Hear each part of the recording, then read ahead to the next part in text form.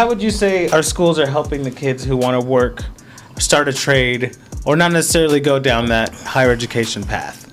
You probably shouldn't ask me that. You get me on a soapbox. No.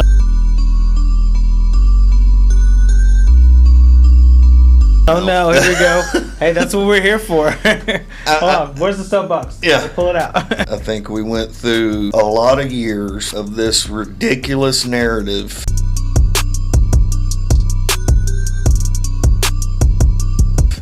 That you have to go to college. I'm 100% with you. 70%. When you incorporate jobs, professions in this country, do not require a degree. Right. I know lots of people that didn't go that are very successful.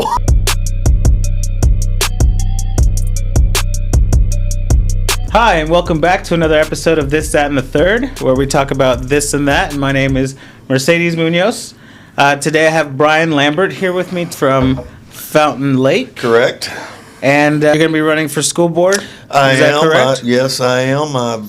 You're currently on the board? Yes. Right. I've been on there for a good bit now. So. Okay.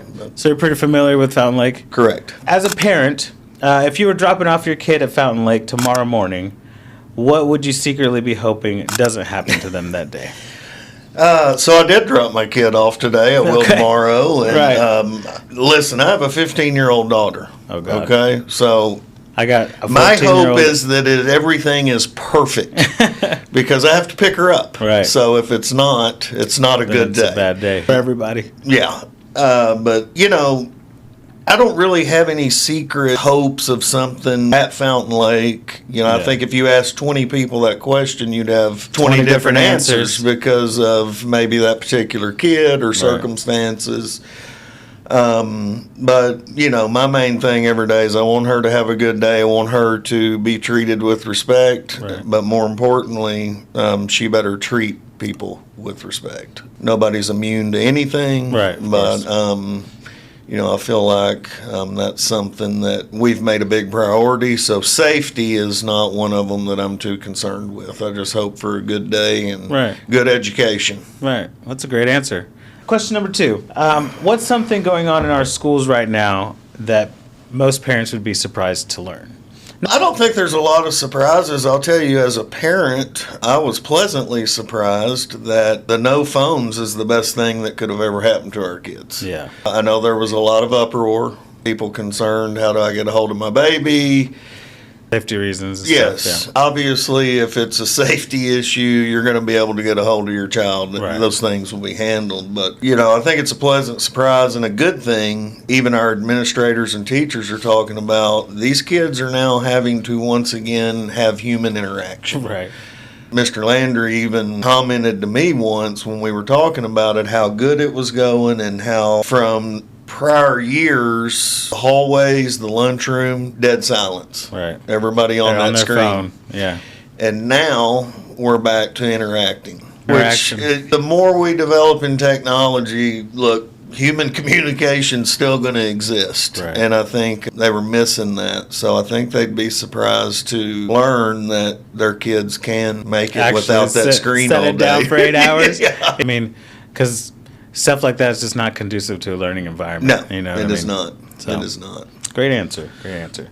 In your opinion, as a member of the board, do you think the district listens to parents or just hears them out, hears their complaint and just like, yeah, thank you, and moves on? Oh, that's interesting. So I got 2 fellow board members that we have been on more than a couple terms. Right. And we've made it a big priority where we want transparency. We want the community to have a voice. It's important. There will be people that would say, no, they don't listen. Right. And I will say probably in most schools, sometimes it does feel that way. Right. And I would say there have been prior years where it was worse. We've made it a point, which wasn't always popular with admin or whoever, but we want to know. Right. Because you're also a parent. Yeah. Right. Most of us all are parents of children at that school. But we want that community feel. Now, granted, look, we can't let the community run the school. People are hired to do that, but they do have a voice. Right. But you can understand that parents get emotional and protective, and that's fine. Sometimes things happen and those emotions blow it out of proportion. Right. And you listen. I think the biggest thing is people, we have to understand as a parent or anyone, hearing and listening and doing what can be done is a big difference in the outcome being what you want. Right. Doesn't mean you weren't heard. Right. There's always facts to everything you hear about. So, nuances that most people just don't consider. Right. But I know the board, we want people to know they can come to us. And they do. Right. I've never had anyone come to me with an issue, a complaint that I haven't taken to the admin. Yeah. Where it goes from there once fact finding and everything takes place. But you'll be heard. If my child came home upset about something that happened at school, let's say they're getting bullied, what should I realistically expect the school to do about it? That question needs specific parameters because Right. lots of things happen that necessarily don't involve the school. Right. So when you say they came home upset, Right. there could be a million things. If Yeah. you go bullying, Right. yes, I know we as a board expect if it's happening at school, then there needs to be steps taken. This is not going to be the most popular opinion, but those things also need to be addressed at home. Right. And maybe they don't happen I as agree. much outside of the home. But if you specify bullying, well, unfortunately, it's a problem at every school. I agree. Yeah. It really is. Yeah. And I think most schools are trying to take steps to mitigate that. Yeah. It's such a big monster, though. It is. And, look, it's going to happen. I think we forget these are humans in development. Right. So they're Exactly. still learning They're how smack to dab in the middle of puberty. yeah, process differences, diversity, conflict resolution. So they naturally go to, well, let me just mess with this person Right. to feel better. You should expect those things taking place at school to be handled as much as possible at Right. school. I know we've made a huge effort in especially that middle school age range where I think that all starts to develop. You see it younger, you Yeah. see it older. That's really that's a crucial time. We have great counselors, and we've taken a great initiative, and they do weekly meetings with certain groups of kids, anti-bullying videos, all kinds of things that people would be surprised to learn that the school is trying to do. Right. So there are steps being taken. Yeah. Nowadays, in today's modern landscape, it's kind of hard to manage those gray areas, right? Because, let's say they don't physically get bullied at school, right? Or nothing happens at school. And this kind of refers to one of my other questions. Where's the bleed through with like cyberbullying? Say you see someone at school and you make fun of them online afterwards. Is that still a school issue? Is that a home issue? Well, so here's the problem. We've kind of researched this, other states, what are they doing? Right. And that is a gray area. Obviously, Yeah, it's hard to pin down. we can't censor Right. someone outside Exactly. of, what they're doing at home Yeah. is not a school issue. I think where you can step in, and I've talked about this with Mr. Landry, is if it bleeds into school and it's causing problems at school, then of course you can take the steps. But there again, we just discussed, there's Yeah. only so much Right. that you can do, especially if this is something taking place on social media after hours or the summer.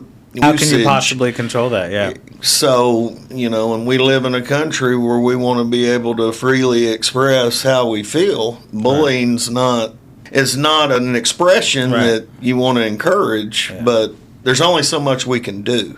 Unfortunately. That comes back to the house. How would you say our schools are helping the kids who want to work, start a trade, or not necessarily go down that higher education path? You probably shouldn't ask me that. You get me on a soapbox. No, now. here we go. Hey, that's what we're here for. Hold on. Where's the soapbox? Yeah. Pull it out.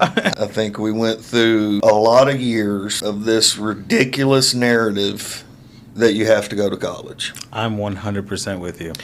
So I'm not a traditionalist in that sense. I went to college, graduated, great. Yeah. Okay, big deal. Right.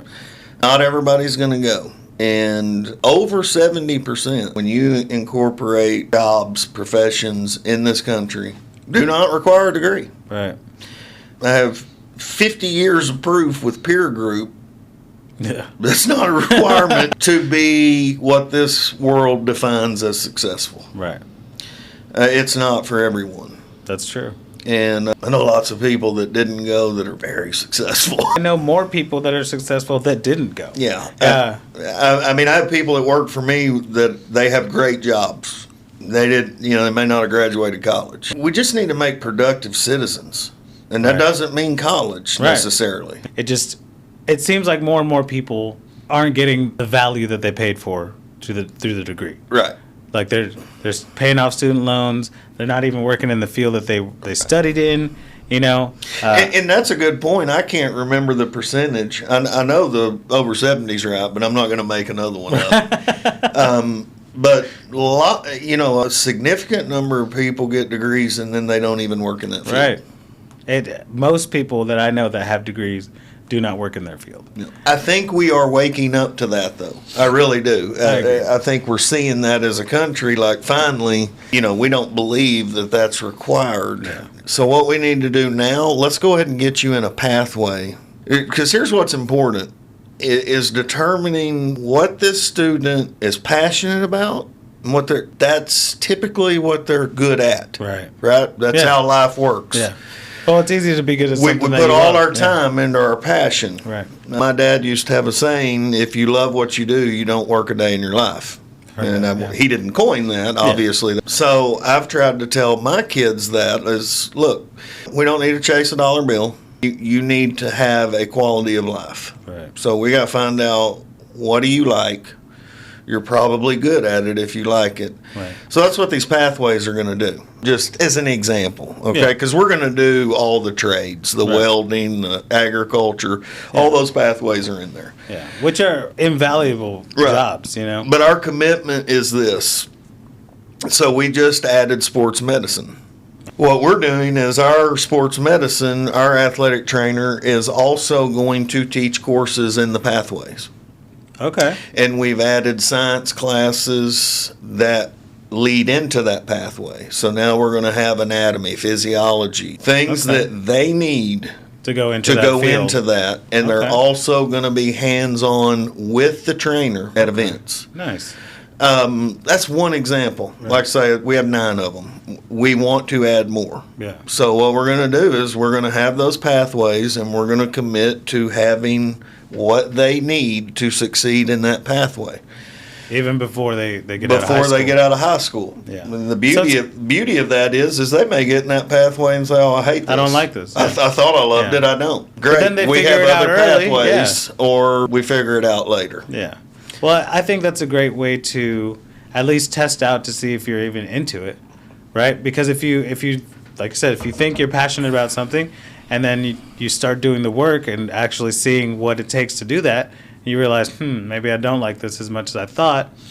At least there's still time, right? Right. Okay. And we are making a commitment that as we possibly add different trades, the more of them we add, obviously finances come into the picture. Can we necessarily hire a certified teacher for every pathway? No, but we can work out arrangements where the local HVAC, the local plumber, or whatever, whether it's through volunteer or we do pay something that wants to give back. So, I mean, we're committed to figuring that out. Right. And that's a great way to build relationships with the community itself. Yeah, I mean, it's a win-win-win-win all the way around. That's great. If a kid is on this, let's say, HVAC pathway, right, and they have a local company teaching them what to do, they're already prepared for when they enter the workforce. Right. And it's like giving them a head start. We love our teachers, right? How do we keep great teachers? How do we retain those teachers that really love their job? Yeah, so I'll say over the last 6 years, that's, if I had to tell you, we as a board have sat with administration and made our priorities. Top 3, I mean, obviously, education is important, retaining teachers. Number 1, safety. Right. Top 3, wherever you want to put it, is we've got to have good staff. Right. And we got to keep them. Yeah. And here's the unpopular part. If we don't have good staff, we don't need them. Right. When your staffing's right, everything else is right. Falls into place. Okay? Yeah. And that goes all the way to the money. One of the big arguments that I used to have with some prior administration, love him, we're great friends. I think there's been this misconception in schools for years. Well, they're schools. You can't run them like a business. You most certainly can. You most certainly can. Yeah. And there are people that have, been leadership at schools that have that antiquated way of thinking. Yeah. No, there's lots of ways to still operate that school as a business. Yeah. And one of them is making sure staffing's right. And the one thing that we want to do, I want to do at work and I want to do at Fountain Lake is we want the best, and we got to figure out a way to attract them and keep them. Right. So how do we do that? So what we have done is we have instituted aggressive strategic budgeting. Okay. Making that a priority is we follow the state model, right. Okay, for staffing, which most schools do. Does everybody agree that that's the greatest? No, but the state tells you this is how many kids should be in a classroom. So you've heard those before, that this class should have this many or it's overloaded. Right. We don't want to stretch them. Let's go back to a business way of thinking. Do I need 5 people to do 3 people's job? Right. And so it's more about efficiency. What exactly is LEARNS?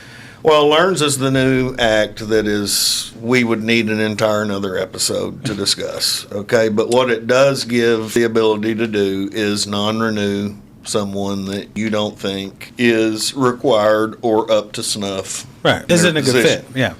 So it's given schools that a little bit more freedom to operate with a business more mindset. Of a business, yeah. And we have absorbed some positions. Last year, we're going to absorb about 4 more. Okay. Just the 4 we're going to absorb specifically is going to save us about $300,000. Wow. Okay, so what we literally voted in last night is we've taken a 2% base increase to everyone on that campus. And here's the beauty of it. Oh, wow. It's not just the teachers. If you work there, you got the raise last night. Absorbing these 4 positions does not mean that all of a sudden we're going to have a teacher in one class that is like razor thin, overloaded, stretched, crazy, overwhelmed. Yeah. But since the new administration came in, we really wanted to put a magnifying glass on where can we actually make a difference. So when Mr. Landry started, which this is his 2nd year, right? Right. We had about $450,000 in our building fund. Okay. We're now over $3.5 million. Oh, wow. With no tax increases. So there are ways to make things work. Yeah, yeah. Okay, and a whole nother episode would be our funding and our tax situation and lawsuits from the 80s and 90s. You asked me what somebody might be surprised. I bet we have parents that would be surprised to learn that Fountain Lake State Foundation funding per student, take a guess. Do you know what it would be? No idea. Okay, it's 0. Wait, how? What? Take another episode. Okay. Well, we're going to have to do another episode. Yeah, comment down below if you want another episode on that, because I'm interested. We get state funds. Right. But not foundation funding per student. Okay. And that, again, like I say, we don't have time for that. Yeah, okay. So we have to be strategic in the way, and it's a long history. We've had people in the past will just get a millage. It's not really conducive for our community. Yeah. But I think what we have to do is, if that is the case, instead of just wishing we could get a millage year after year, let's get aggressive and figure out ways to best manage our money. So people that don't know, what exactly is a millage? Okay, well, that's your tax rate, right? So if you look at your taxes and you see whatever school district you're in, it says millage 34.8. I'm trying to make this as simple as possible. Right. So that is what you get to fund the school. Okay. That's where those tax dollars go and funnel into the school. Gotcha. Okay, so the interesting thing of why we have to be so strategic is not only do we get zero state foundation funding, we're the lowest millage in the county, and we're a 4A school. Now, there is a flip side, so, we're not trying to argue one way or the other. Right. We have a very good tax base. Right. We do have the village. Yeah. We have a very high collection rate, so it's fine. I could list you other things that have saved lots of money. We've instituted bonuses for our teachers. We are now, and this could be confusing. So if you said, where do you rank in teacher pay? Right. Now, with all these schools, and keep in mind we have Hot Springs, Lake Hamilton, Lakeside, which are much bigger than us. Yeah. Where we have already come, now it's odd because I could tell you we're third or we're fourth. And the reason is step increases come into play, which one year could, at Shift the Hot balance. Springs, shift how that actually looks. Right. But we're already in that 3-4 range. Okay. And we will, at least for a year, we'll pass Hot Springs, which is a lot larger than us. We're going to attract them, and we're going to keep them. We know the bottom line is that paycheck, right? Yeah. So we have to get there to get competitive. But the thing that we also have to do, which I think we've done now, is you have to have a leadership team. Not every teacher is just jumping here or there because of the money. Right. A lot of the schools could be fairly equal. Why did they leave? Support. Right. You have to commit to the financial, and you have to commit to the other things that keep and attract employees, just like I have to do at work. Yeah. So you're wanting to run the school more like an efficient, well-oiled business instead of just how schools. Yeah, I mean, as much as you can. Right. Don't get me wrong. There are aspects of the school that are totally different. Completely. But not all of them. Well, we just talked about how we've tightened it already. Yeah. If it got worse, I mean, we're not going to compromise safety. Yeah. That's the number one priority. We're not going to compromise that. The technology that we have invested in is insane. Nice. Like cameras in every classroom, fences around the entries, segregated entries into the buildings where you can't just walk in. Right. All the fences have digital entry only. Nice. We have license plate capture software. So some parents feel out of the loop about what their kids are being taught. How do we actually fix that without turning classrooms into battlegrounds? I think most schools are fixing it. Have fixed it. Yeah. There's so many communication methods now. I mean, Fountain Lake, we have Parent Square, we have the newsletters, you have the conferences that, I mean, this may not be popular, you should not feel out of the loop. We want our parents to know if you don't have access to that communication, then come to the school. Right. And ask. And just come. Set an appointment. Yeah. Or go to the conference, then set another appointment. So the avenues are there. The avenues are there. Last question. So by the end of your term, what are you hoping parents would be able to say that you directly changed or you directly affected? Well, I can't directly change anything. I'm just one person. It requires the entire board along with the school. I think what we all would want is people to see our commitment to the school and the aggressive measures that we have taken to get the best staff, put us in the best financial standing we can, hopefully elevate that and inspire that to continue. We brought AR reading back. Love it. Great program. Love AR reading. I'm going to be honest with you. Don't know why we got rid of it. I honestly don't either. Okay. It was for me personally, as a student, it was probably one of the most motivating things for reading. My son is not a lover of reading. Right. But when he went through and it was AR reading, they make it so fun, competitive. Yes. It motivates other kids who aren't just wanting to do it to get involved. It makes it a game. I will just say, I'll be completely transparent with you. We like that. If I don't serve another term, that's fine. Yeah. I've put in the time. I think we've accomplished things. But I think it's important for any school board race, any seat, if you want to be effective, this is not a once a Monday, Yeah. one Monday a month job. Right. You got to be committed. I think the thing I love about our current board is we're at everything. I don't think you have a real pulse on the community and the kids and what's Yeah. going on if you're not at ball games or Yeah, events and exactly.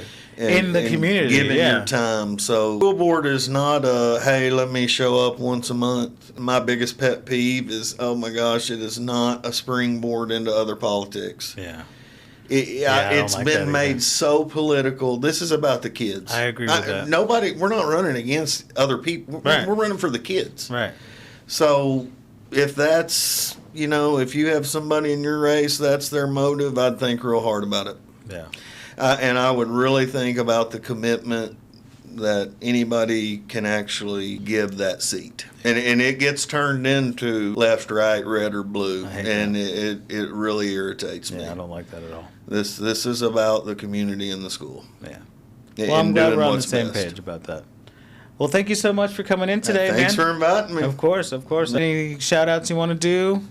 No, I mean, we just say go Cobras. Go Cobras. I mean, be patient. We're getting there. You're fixing to see some really good things, and I think I will say I will not report it right now, but I think we're fixing to have a very pleasant surprise and some reading statistics come out of our district. We like pleasant surprises. Okay. I'll just leave it at that. Okay. How mysterious. Okay. Well, thank you so much, Brian. I Thank you. appreciate you. Well, And thank you guys for tuning in for another episode of This, That, and the Third. Make sure to like, comment, and subscribe. And let us know in the comments what you think about the school race. What do you think Fountain Lake needs? What do you think? This is a place for feedback. And thank you so much. You guys have a great day. All right, man. Thank appreciate it. Do you hate waking up in the mornings? I know I do. That's why today's sponsor, StrongCoffeeCompany.com, is totally relevant to us and our show here at Sweet Pea Productions. We literally live off coffee, and we couldn't do this job without it. But the difference between regular coffees and Strong Coffee Company is that they're like a health conscious thing. So they have like these special proteins in the coffee that actually make you not crash later on, which is a huge deal. If you're a caffeine addict like me, you know that like afternoon push is just horrible. So they have special coffees that have these special proteins that actually don't cause crashes and are good for you. So if you would like to get 20% off your first order, go to strongcoffeecompany.com/discounts/Tomcast and use our promo code to get 20% off. And it also helps us here at the channel so we can keep buying more coffee and keep making videos for you. Have a great day.